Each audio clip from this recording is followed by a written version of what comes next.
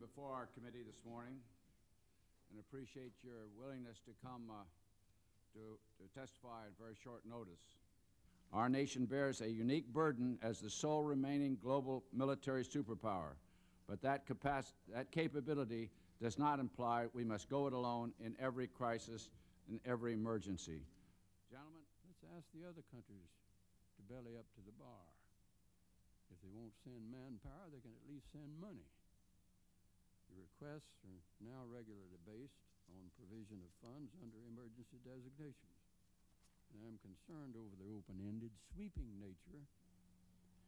So here we are now, we're being asked for the money to continue the now open-ended operations in Bosnia and the operations in Iraq. And we'll be there quite a long time in my judgment. I don't expect the UN brokered agreement to hold up or to be very productive.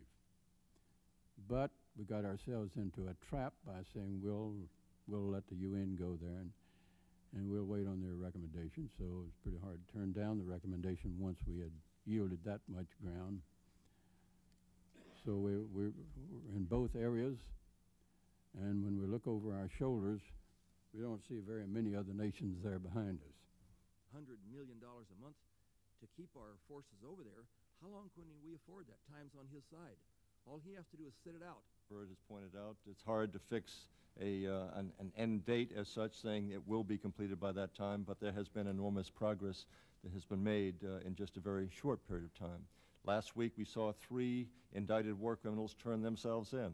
If you had asked me a year ago, would that have been possible, the answer would have been no. Last fall we saw 14 war criminals turn themselves in. We've had several who have been apprehended by the British, by the United States, by the Dutch. And so there is enormous progress taking place. But one thing that we've learned in this turbulent century, that America's security and European stability are also intimately linked. Chemical detection capability and whatever expertise they can offer, they're prepared to offer. If we are not successful in gaining access to those sites, then the process will have failed as far as diplomacy is concerned, and we will have walked the last mile.